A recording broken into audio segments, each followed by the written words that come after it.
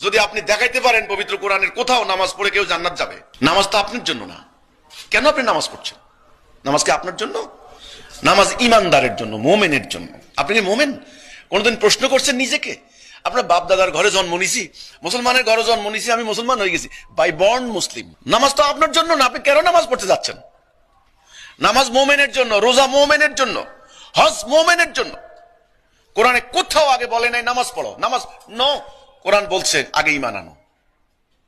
নবী করিম সাল্লাল্লাহু আলাইহি সাল্লাম কোথাও বলেন নাই আগে নামাজ পড়ো। যে কাফের আসছে বলছে আগে ঈমান আনো, আগে বলো লা ইলাহা ইল্লাল্লাহ। এটার মিনিং, এটার মানে, এটা তাৎপর্য কোন আলেম বলছে কোন ওয়াজে? বলবে না। এটা বললে টাকার বান্ডেল বন্ধ হয়ে যাবে। কারণ নবী কলেমার কথা কয়ে পাথর খেয়েছেন, আর আপনি টাকা খাবেন, এটা হতে পারে না। আপনি মুরগির রান খাবেন, আপনাকে হেলিকপ্টারে নিয়ে যাবে। নবী মার খাইছেন, নবী থেকে বড় মুসলমান হয়ে গেছি আমরা, বড় আত্মা হয়ে গেছি।